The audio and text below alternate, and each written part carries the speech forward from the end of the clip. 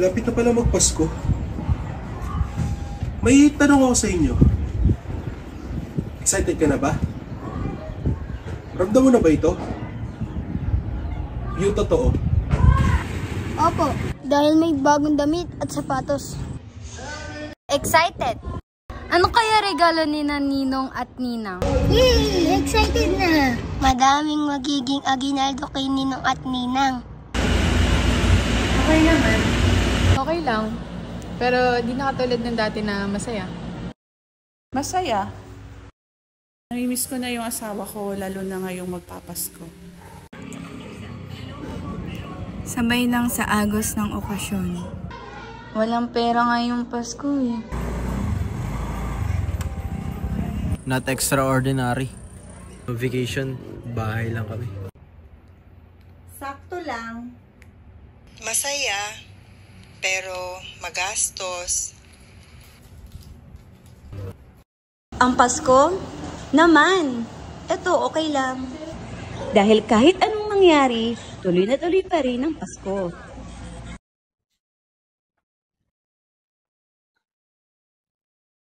At may choice ba? Wala naman eh. Siyempre, kailangan celebrate, di ba? Pero para sa asawa ko at mga anak ko o sa pamilya ko, kailangan natin kumayod. Oh, nandiyan pala kayo? Magandang araw! Magpapasko na pala? Ang tuloy ng araw! Excited na ako! Masusuot ko na yung bagong damit at sapatos. Makikita ko na rin ang mga pinsan ko na minsan na lang umuwi sa bahay. Pero ikaw ba? Nararamdaman ko na ba ang malamig na simulan natin? Yung mga malamig sa kalye, nakikita mo na ba? Eh yung walang patapos ang kanta ni Jose Marichan, nakakatugtog na ba sa inyo? Sigurado excited ka na din. Pero alam mo ba? Ang Pasko ay parang magic! Pansinin mo, lahat tayo naging masaya. Mas hindi mapagbigay, at higit sa lahat, masarap kumain. Nakita mo na ba ang inyong ninang o ninang? Baka tinataguan ka na nun. Naku, Ninong, huwag kang ganyan ha. Huwag mo kong tataguan. Pero bago tayo magsimula sa ating pagtatanghal, nais lamang ako itanong sa inyo. Ano ang pinakamahalagang regalo na tanggap mo noong Pasko? Sapatos po. Para po sa graduation po namin. Yung cellphone po. Sapatos po. Stuffed toy.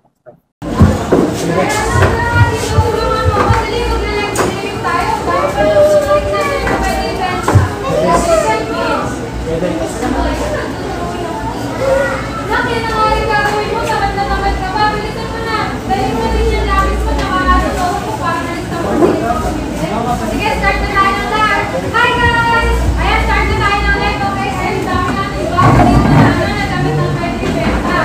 Mga new collection ko guys. Ito first item natin. From Yabo pa to ha, branded. Ayan. Ito yung tatak na isda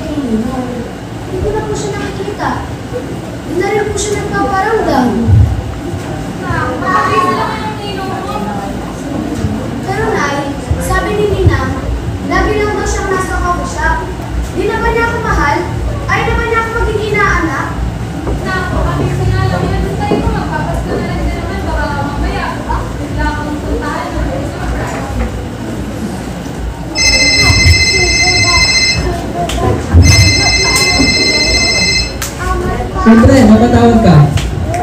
Uy, nasa ka ngayon? Papuntang coffee shop. May gusto ka bang kasabay? Pwede mo pasuyin naman ako ng isang cinnamon roll tsaka ng isang Spanish latte. Cinnamon roll tsaka Spanish latte. Yan lang? Yun lang. Cinnamon roll tapos isang Spanish latte. Ba't ka ulit napatawag? Di ba sabi mo last time, hindi ka na lang pupunta sa hinahanap mo? Oo nga pero ang busy ko kasi. Tsaka nagpapadala naman ako ng Christmas cards every Christmas. Oo nga Christmas card pero...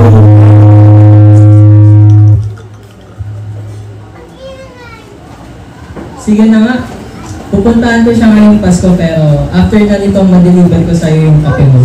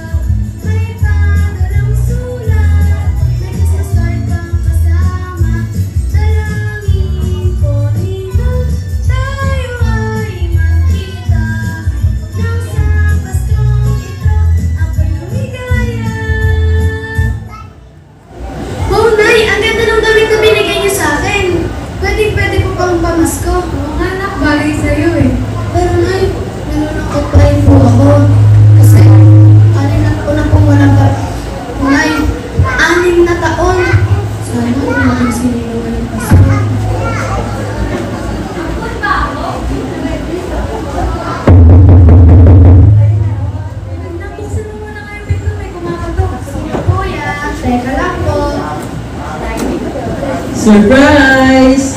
Merry Christmas, inaanak! Merry Christmas din po, Ninong! Ano po? Pasok mo na po kayo! Nay, nandito na po si Ninong! Naku, pasingin mo! Uy, Mare, kamusta? Uy, pare, kamusta din? Tagal mong di napakita ah. Kaya nga kamusta mo inaanak mo? Okay lang naman. Pataranda ko lang po kayo na mainom. Ano po gusto nyo? Juice? Soft drinks? Kape? Ano po? Kahit juice na lang inaanak. Sige po. Kamusta yung inaanak ko sa school niya? Matalino ba yan? Oo naman, lagi kang nasa top 8 eh. Kung sa Sayla, kamusta na? Eto, lagi nagtatanong. Bakit mo nagtatanong? Lagi tinatanong kung buwan daw ba siya. Nay, ano po yung kape niyo? Thanks, Ayun, salamat inaanak. Eto, bilang pambawi ko lang sa 6 na taon na hindi ko pagsulpot pagpasko. Ano po ito, Ninong? Sana magustuhan mo. Wow! Ang daming laruan! Chocolate at candy! Nag-abala pa po kayo. Makita ko lang po kayo ngayong Pasko kasi na ako. Pero promise Ninong po na kung 6 na taon ang hihintayin ko ulit ha. Promise, inaanak. Every Christmas na akong babawi sa'yo.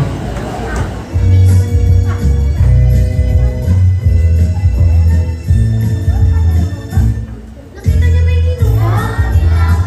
Nakita niyo po ba yung Ninong ko? Nakita niyo po ba yung Ninong ko? Nakita niyo po ba yung Ninong ko? Nasaan na kaya si Ninong? 6 na taon na siya nakaparamdam.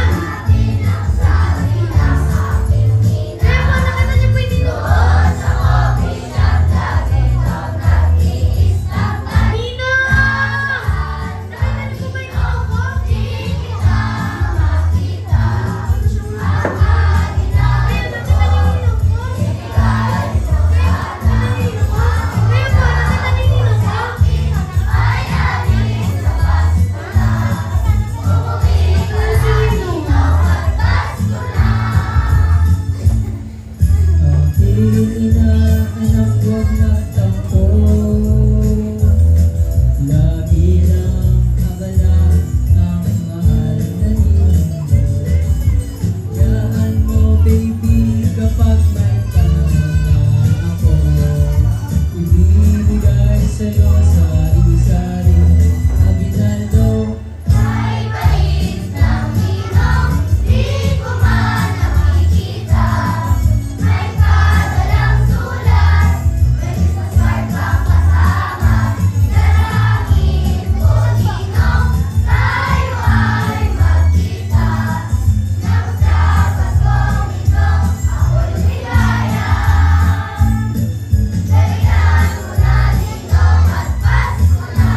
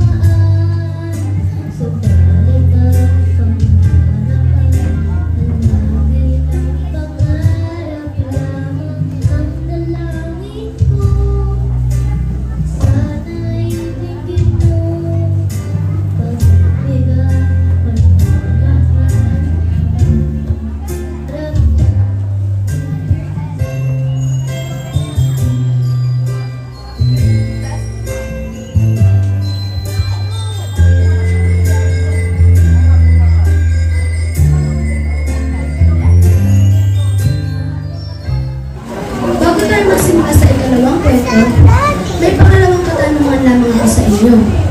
Para sa iyo, ano ang kalahulugan ng Pasko? Birthday po ng Panginoon. Namaste. Kaarawan po ng Panginoon. Regalo.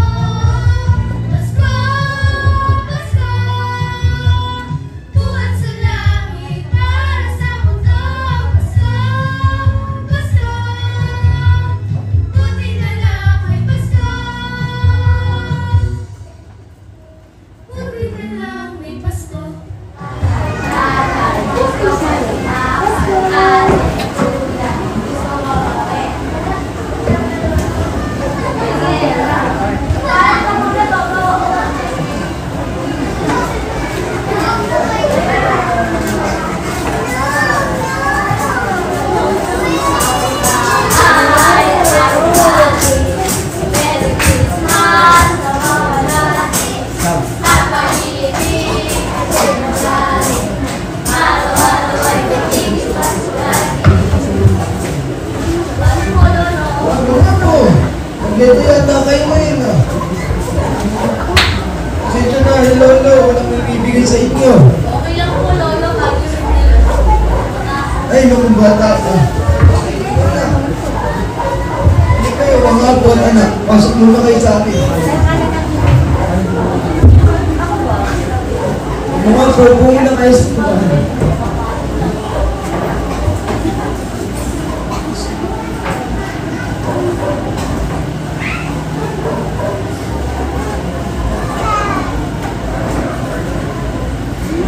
Mga po, pasensya na si Lolo ah.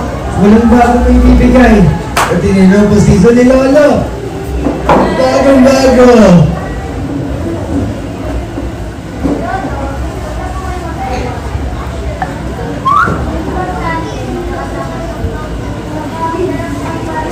Salamat mga po. Ay, napakasaya sa tinigalan ng mga po. Dahil sama-sama tayo, gusto niyo ba magsimba? At halika mga po.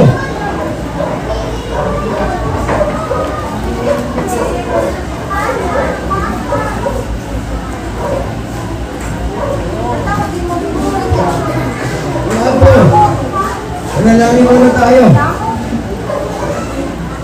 Panginoon, salamat sa magaling ito, Panginoon, sama-sama ang pamilya. Sa Pasko nito, Panginoon, salamat din po. Pagpalangin po kami, Panginoon. Amen.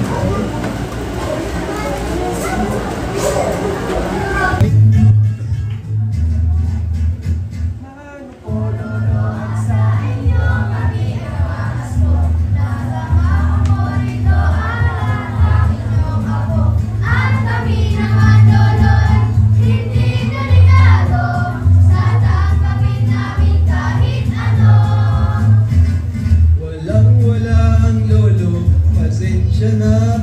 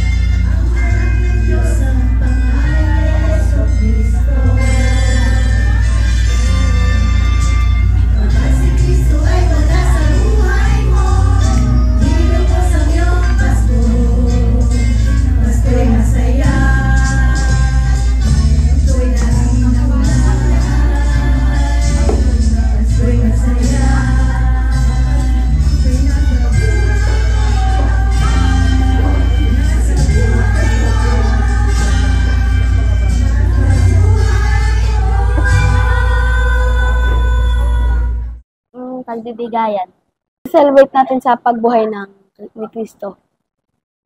Para sa akin, sa ngayon, ang tunay talaga na kahulugan ng Pasko ay yung pagmamahal ni Lord sa atin. Tapos, yung pagmamahalan ng bawat isa kasi walang katumbas na regalo na matatanggap natin yung pagmamahal ni Lord.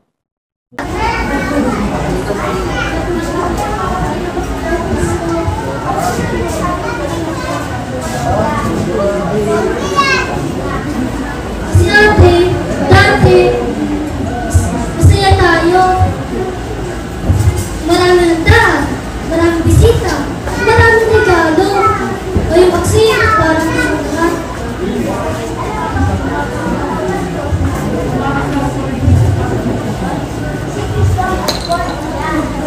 Pero dati, ang hirap kasi, malubot-lubot.